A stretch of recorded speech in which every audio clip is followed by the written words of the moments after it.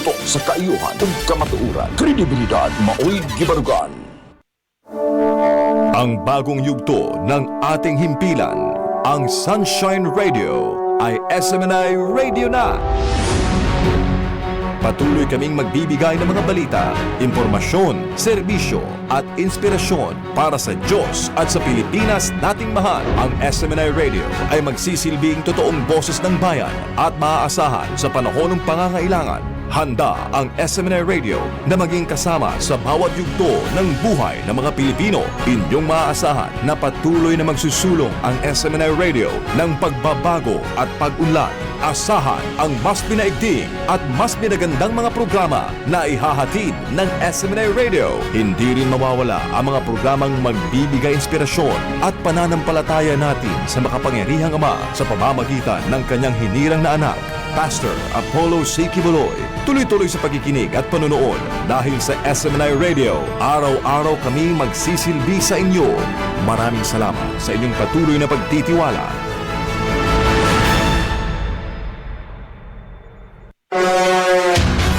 Serbisyong kapartner ng bayan. Kapartner ng bayan. Ania ang tulumanong mo paila sa lain-laing ahensya, organisasyon, personalidad o individual nga andamugahin sa ilang serbisyong kapartner ng bayan. Atong sayron ang mataglakang nga nabuhat na ug angay pangbuhaton alang sa ikauswag sa matag komunidad ug sa nasud sa kinatibuk-an. Serbisyong kapartner ng bayan. Aniya na ang atong kapartner nga makauban karon.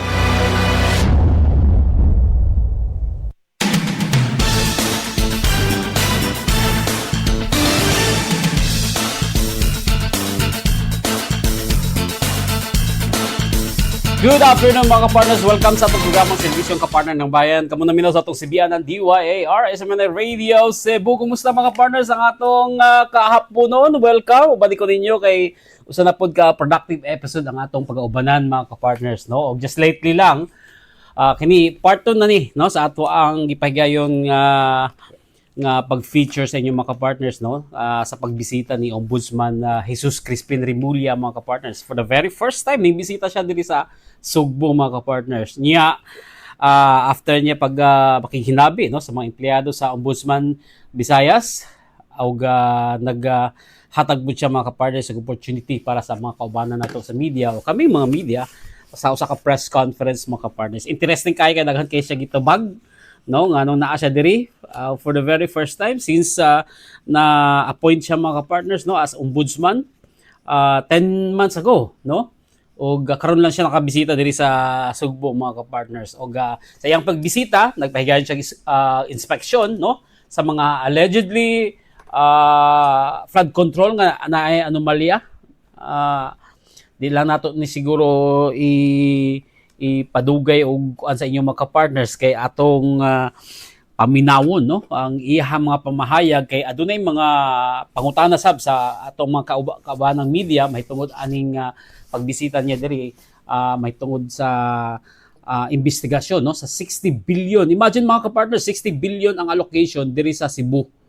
No? Na spread out din siya sa pipila ka mga district no. We have I think sa Cebu City we have 2 districts, Mandawi, Lone District sa Mandawi, tapos Lone District sa Lapu-Lapu, and we have 7 district no. So 7 plus 11 district sa tibuok ay di pa day no Mandawi, Lapu-Lapu, tapos natay Cordoba ug Consolacion, which is the 7th district. Tama, 7th district, 7. So 7 plus 4, we have 11 districts sa Cebu province mga ka-partners. Ug atong paminawon no kay kining 60 billion daw no in the span of 6 years na day allocation sa diri sa Cebu province nga 60 billion pesos for flood control. Unya ila kining gibistagahan kung asa na ni ron, existing pa ba ni o wala na? Paborito ra ba gyud sa mga sa pinulungan pang Bisaya mga ka-partners mga hinampak. Pero di ta mosultig mga bad words mga ka-partners ko no, bawal na to but wala ginaw no. 60 billion in the span of 6 years. Kinsa may kung sa Tagalog pa nakinabang, so kisa may nakahimulos ani mga partners muna ongoing ang investigation karon kung kining flood control project ba existing ba ni siya, non-existing, Jed's Island. kung naaman sakto ba ang gigamit ng mga materyales, gipaboran or gi-approve na lang ba kini sa DPWH without inspection, no? Kay syempre sa materialis diya po na naka-specify, no? Kung unsang klaseng materialis ang gamiton, pila ka inches, kung national road na siya ang gibuhat or kining butang na to flood control man. So usually ano ni siya, no? Dike ni siya, no? Kaning wall para sa ginabutang sa mga river para di mag-overflow. Sakto ba ang iyang sukod? No, tama ba sa specification according sa project nga gi-request sa DPWH?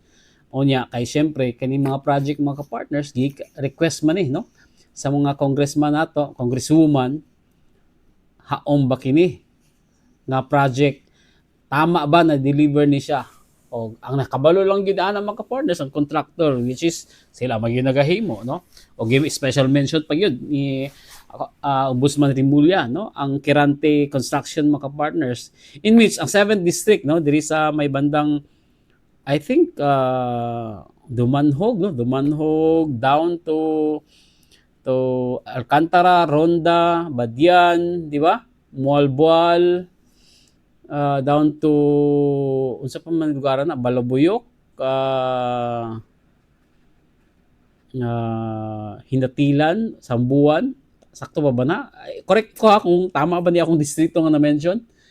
Muna mga partners, no? O di na tudugayon, paminaw na to mga partners kay usa ka press conference ang gipahagyan. Part 2 na din, no? Sa ato ang pag-feature sa kay Ombudsman Crispin Rimulya mga partners. Paminaw na to, daghan yung mga mahibalaan ani sa iyang gipanulti mga partners.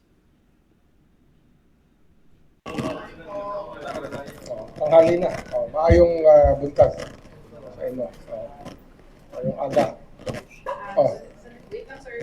Nagpiprito yung yung mic niya. Sir, mic check.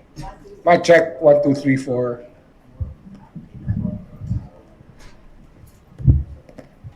Okay. Good. Everyone, Sige. go ahead, sir. First question. Questions?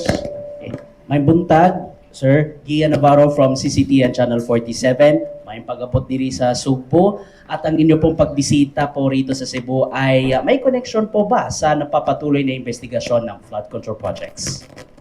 Yes, isa yan sa mga mahalagang agenda namin, alituntunin namin, ipinunta rito sa Cebu. We looked at the projects of flood control here in Cebu, and from our understanding, for the past 6 years, 60 billion has been poured into Cebu. And most of it, or 25%, went to, the bulk of it went to 7th District, no? 7th District. And 25% of it also went to a leading contractor, Kirante. And that should be a lot of money to control the flooding. But apparently, the past month, flooding happened again here in Cebu. So we have to look at what's happening. Is it the design? Is it the execution? Or is it just corruption? Titingnan natin, and we will find out and we will know. And of course, the grand design of corruption in DPWH became very apparent. Na wala talagang bidding na. Kaya isa yan sa sinuggest ko rito sa ating mga tao dito is that we lobby for digital tools through the law na lahat talaga transparent na. Ang bidding from the barangay up to the executive department, dapat dyan, digital na. Dapat may digital billboard for everybody to know and to see and to investigate.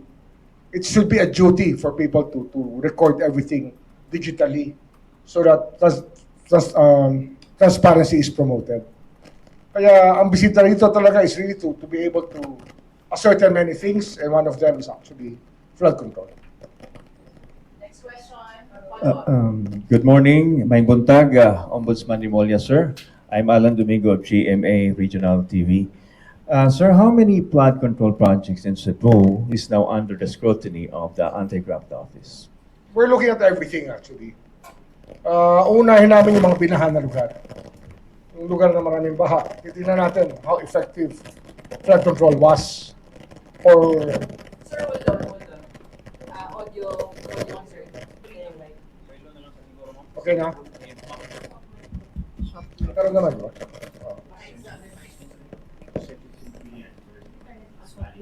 Hello. There. Ayan, so that's the mic. Okay, sir, go ahead. Oh. Picking up on the question of how many yung ating pong iimbestigahan. Well, we're looking at the 60 billion universe. The 60 billion for the past 6 years poured into the Cebu area is important, no? But of course, we're looking at the whole Visayas, no? Eastern Visayas is an area of focus. Bohol, we're looking at some areas of Bohol. Tacloban, we're looking at Tacloban, specifically because the speaker came from Tacloban and was able to pour in a lot of money to Tacloban. And we know that Negros Oriental already has its own flood control projects. And we will look at it. Alam naman natin, it's important to be able to look at the universe and to look at every specific area. And we will use the tools within our disposition dito. And of course, the dialogue with the people in the Office of the Ombudsman Visayas is very important, where we want to know what tools they need to be able to execute their jobs properly. So it's really a feeling out process. And 10 months na. Today, 10 months na ako sa office. I was appointed 10 months ago. So it's about time that I was able to go around. Kasi naset na naman namin ang parameters ng activity namin for the central office. So now we go to Luzon, Visayas, and Mindanao to check on many things happening. Next question. Sir, good morning po. Annie Perez po from ABS-CBN. Sir, you're expected to do an inspection po later. What are you expecting to find? And to what are there specific names of officials that we should be aware of when it comes to the flood control scandal, specifically in Cebu? Wala pa kami, we will not name names yet. But probably, as earlier discussed, we have to look at the whole region. And the Office of the Regional Director of DPWH will be under scrutiny. Of course, the district engineers will be scrutinized also as to the output that they have. But yun nga, yung flooded areas, titingnan namin talaga. Diyan tayo magsisimula. Yung mga nagbaha na lugar, we will look at it and look at the projects that were executed in those areas. Sir, good morning. Rico Osmeña po sa DYLA at saka sa Daily Tribune po. At saka sa Waterfront yung sa Cavite. Ombudsman Remulla, meron po ba tayong siniset na timeline para na at meron ba tayong mapapile na kaso? Kaya medyo ang mga Cebuano, may higit isang taon na po naghihintay tungkol sa flood control. Yung mga kongresista dito, napakatahimik. Mukhang napipi. We always go by the evidence. So we're establishing that now. There will be cases filed by the Office of the Ombudsman Visayas soon. But it's not enough. We have to go more. Ito lang yan. No? I have to remind everybody. We cannot file cases just like that or put people in jail just like that. We need the evidence. Kailangan yung evidence matibay para mailatag namin yung kaso. And the courts expect no less. We respect that role of the court to be able to sift through evidence before they decide. Of course, it doesn't mean that we will just accept everything. We want things to be set specifically so that we can draw a lesson from this flood control problem. Kasi the impunity of corruption is just too much already. In an area where you see shanties everywhere, especially in our country, by the waterfront, by the riverside, by the sea, alam natin talaga that even that alone is a sign of corruption. Pag nagpabaya yung barangay, may magtitirik ng bahay sa mga prohibited areas. So it's something that has to happen. We will just ask everybody to participate. Kaya nga, we're drawing up transparency and open communications for the Office of the Ombudsman para makita namin yung reklamo ng tao. Ano yan eh? Sabi ko nga, from the time, the way that we live, kagaya nun, nasa DOJ ako, alam ko na may nangyayari. Paglabas mo ng opisina namin, may mga tindahan sa bangketa. And then, the people just walk in the streets. Sino kumikita? Hindi may kumikita sa barangay. Di ba? I mean, from that level of corruption up, kailangan pansinin natin kasi it's the way that we live. Eh. Pag tinanggap niya sa ilalim, tatanggapin niyo sa itaas. Pag tinanggap niyo sa itaas, tatanggapin sa ilalim. So we have to work at both ends of the spectrum na hindi lang itaas ang papansinin mo, dapat lahat pinapansin. And that's why I have committed to hire more lawyers here, and we will get 20 more lawyers to serve in the Ombudsman Visayas office. Prosecution and fact-finding and preliminary investigation purposes. Yan ang ating kailangan gawin. Good morning, sir. Dale Israel from One News Signal TV. I'd just like to ask, sir, your reaction. There's the NBI has actually asked for the investigation of a flood control project, a ghost flood control project in Barangay Sing Sing in Balamban. One congressman or ex-congressman is saying that there's no such thing as a ghost flood control project in Barangay Sing Sing that's in Balamban. Your reaction on this, sir? We will look at the coordinates. Ano yan eh? When we are given a job like this, the first thing we do is look at the coordinates. Because it's so easy, it was so easy before, to transfer stations and to double count. One project will be 2 items. So they double count it. So we will look at that. We will look at the location through the tools that we have digitally. So we know if it's really ghost or not ghost, if substandard, or basta lahat ng pwedeng makitang violation, we will look at it. Yeah. So it's possible that it's ghost, but we will have to check and verify and validate.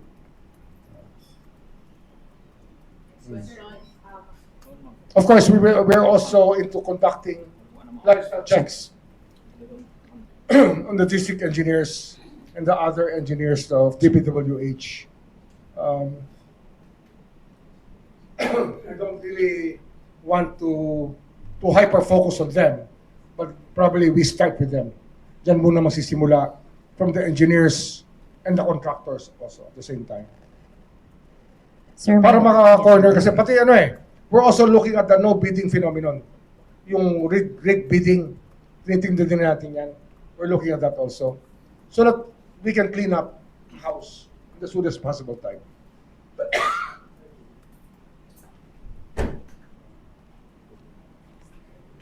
Oh. Next question.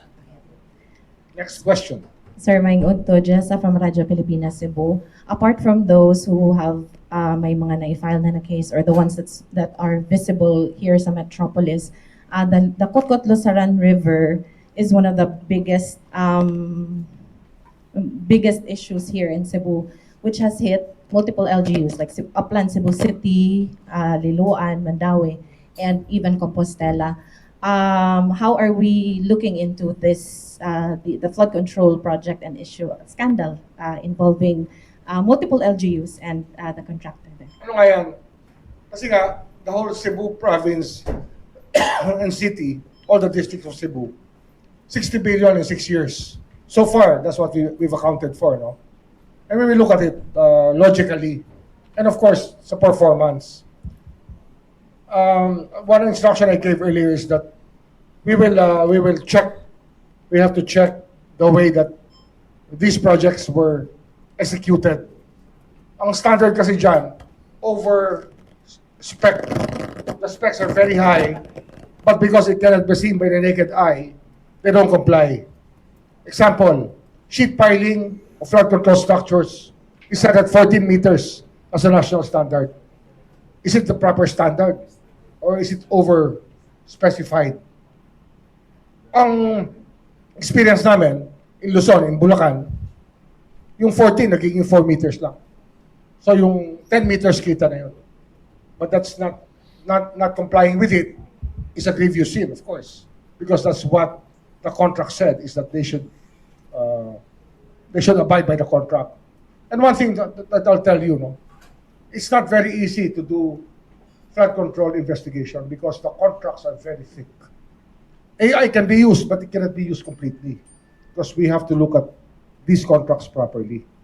Kaya proving our cases is possible, is always possible, but it's not as easy as it seems. It's easy to conclude, but to prove is harder. And our job is to prove. Diba? Next question.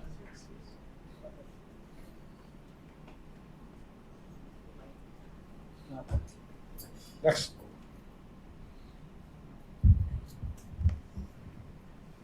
Welcome to Cebu po, Ombudsman John Tichon from Raptor. We want to ask if may update na ba sa case ni Revilla and the appeal of the Ombudsman to the Sandigan Bayan? Wala pa kaming update. We filed a motion for reconsideration. And of course, we're also setting into play two other strategies for this purpose. No? We are looking at the transcript of records of the trial and to see if there was any bias on the part of those who laid out the decision for bail. And the other side of it is, of course, to enlighten them that the evidence is very, very much connected to each other. What holds for him should hold for the other co-accused, 21 other co-accused. Kaya, ba't isa lang ang binigyan ng bail? Sana lahat binigyan ng bail. Kung talagang wala kaming ebidensya. Kaya, ito ba yung kaso na may tinitingnan, may tinititigan? In other words, is it a biased one? No, but we're not concluding anything. We're not concluding anything. But we just want to enlighten the court about what's happening or what may have missed in the process of granting bail. Kasi nga, 21 yung accused eh. Diba? Di kung ang isa pwede, dapat lahat yan pwede. Eh, pero, it's already too much. Remember the anti-plunder law looks at patterns. It doesn't ask for every detail. It just looks for the pattern to be able to prove the case. It's specifically so stated in the law. That's why we may have to enlighten the court again about our point of view on the Revilla bail ruling. Next question. No more?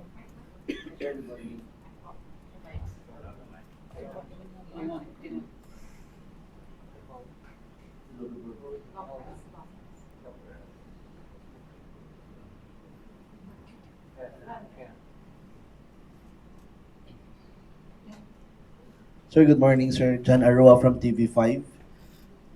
Sir, just like to ask lang, kasi you mentioned before na iniugnay natin yung pagbawi ng mga testigo sa flood control sa kampo ni former Speaker Congressman Martin Romualdez.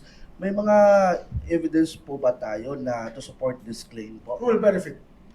Who will benefit from the retraction? I'm asking you. Who will benefit from the retraction? I'm asking you. Ngayon, I'm asking you. Who's going to benefit from the retraction? No. Kaya nga, sino nga? Then you give your answer. Sir, sa pagbawi ng mga testimonya ng mga testigo, sa tingin niyo po ba ay we still have strong case? It will show a pattern. It will show a pattern, actually. That efforts are being made to make people not tell the truth. Kasi twice na nga sinabi yan eh. Sa affidavit of 18, sinabi. But we're not accepting that. Individual affidavit na yan. We have pictures, we have recordings of the process by which these affidavits were taken of their own free will. That's why, who benefits? Yes, sir.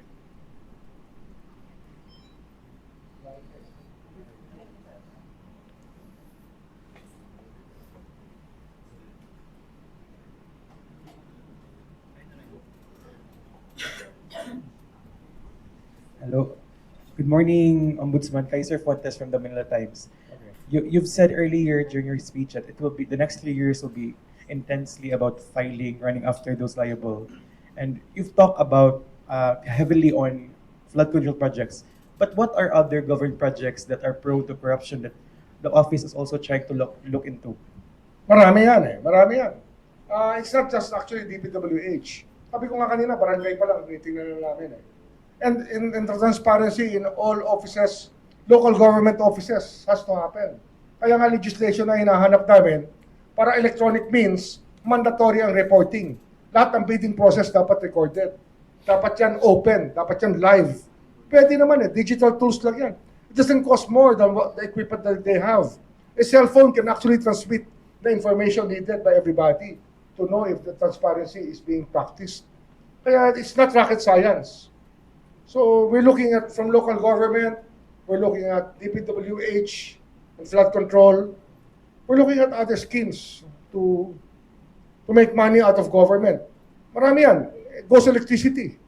Titingnan namin yung ghost electricity, yung ginawa sa solar. And of course, it's a very important thing that we have to prove. No? At saan pala, we're looking at Antique pala. Sorry, I have to state that also. Panay Island, Antique, is an area of focus in Iloilo City. So, marami. The universe is there. You give me one place and I probably I can tell you where or what we're doing there. Last two questions. How about in Mindanao, sir? What kind of projects that are we looking into? Yung contractors. Ano yan eh? It's impunity at its highest point. When the people who are supposed to make the law, break the law. Diba? It's something that we have to stop from happening already. Pag yung mayor at yung congressman, parehong contractor, paano na tayong lahat yan? We know that it becomes a motivation for public service. It's not anymore public service. It's service to yourself. Eh, ba't ka pa nagpupunta dyan? Why are you taking that office? If that's your only aim, is to serve yourself. Diba? Public service dapat yan eh. So, ang talagang tinitingnan natin dyan, conflict of interest. Everywhere in the country, we start with that. We have to start with conflict of interest. We have to return to decency. Sana naman maging decente yung ating mga kasama sa gobyerno. That's what we want to happen. Last question. Hello, sir. Good morning. I'm Karma Pedroza of Business Mirror. Sir, I'd like to make a follow-up on the transparency that you've mentioned earlier, that you want to push for the legislation of transparency down to the barangay level. Moving forward, sir, have we talked with some legislators who will support this bill or legislation that you wanted to push, sir? And then second question, sir, is if are you set to meet local officials this afternoon or during your visit here in Cebu? Ito muna, no? I've been in dialogue with the Speaker and the Senate President, who are both my friends from the past. And we actually can agree on many things that are needed, and they will prioritize these measures that we will invoke or will ask for. Kasi nga, it's about time that the people helped us. Dapat tumutulong ang taong bayan sa lahat ng ginagawa namin. Hindi pwede yung uncaring attitude ng maraming tao. But if the people care, it should happen.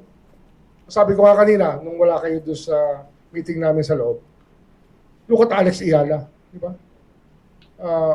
The Filipinos are all there cheering her on, looking for a hero, looking for something good about our country. And probably this is all what we all want for our country now. We have that spirit to cheer, we have the spirit to care, and probably that's what we're asking the people for, to care about what's happening around them. And to show that there's gust, and to think about, to read about all of these things so that they are aware of the consequences of the actions. Ang example ko, simple lang, you know. In Mindoro, in Nauhan, they allocated 16 billion pesos for flood control for 100,000 people. And only 10,000 are really affected by the flood, or maybe less. 2 billion would have transferred them to a better location and no more flood control. So you can see that that we have to think of it in that light of national interest. And what's the problem of Mindoro? Ang problema ng Mindoro, kuryente.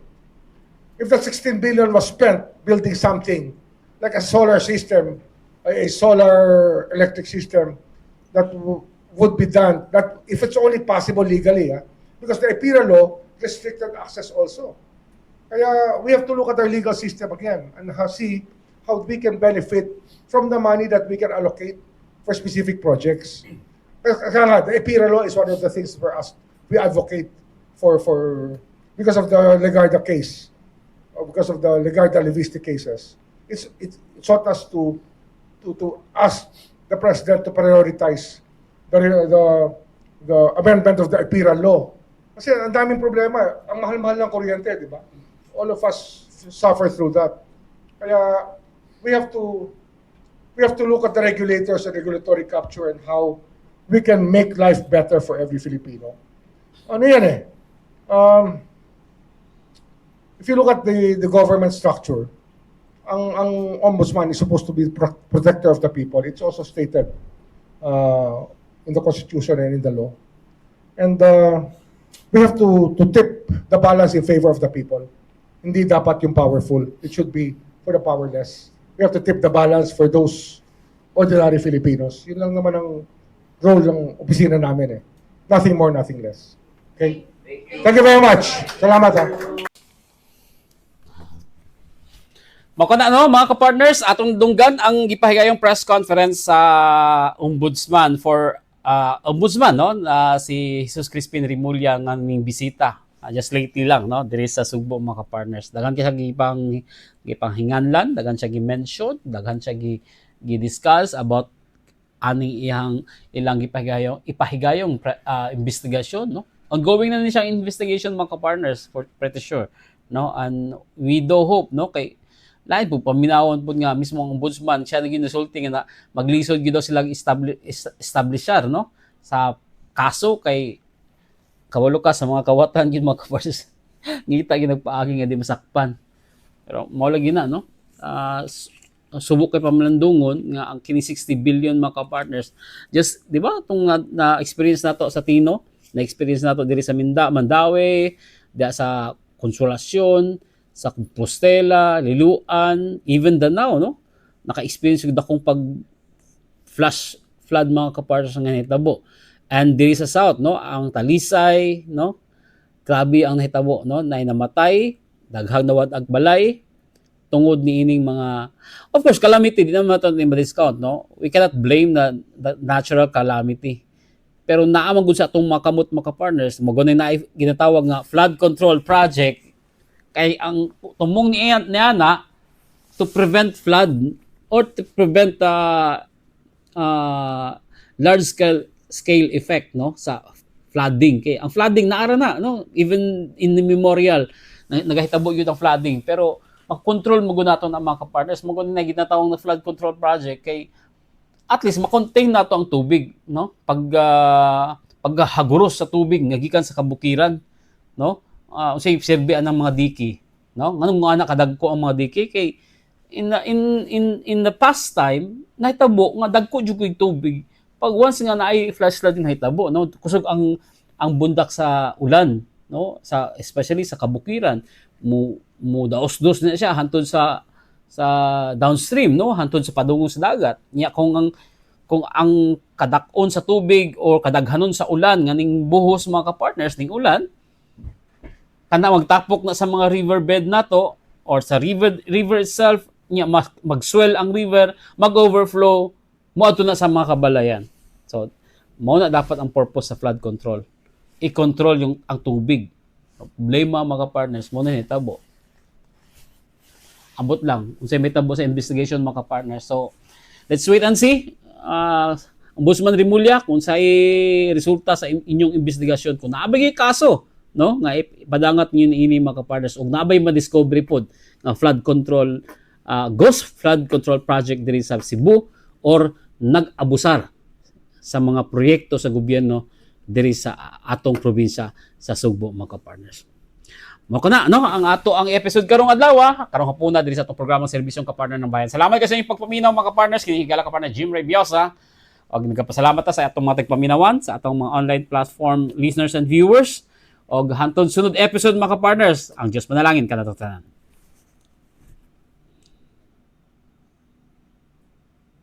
Alright.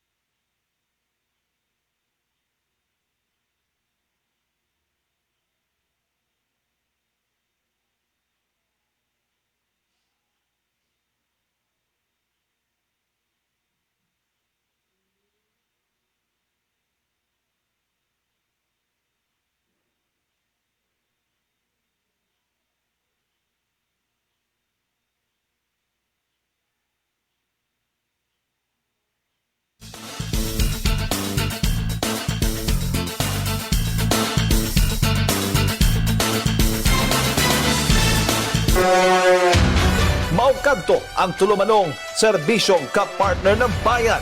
Ubani kami ninyo sa sunod na higayon. Matag Lunes hangtod Biyernes sa susamang oras, alauna hangtod alas 2 hapon. Dinhi lamang sa DYAR 765 SMNA Radio Cebu.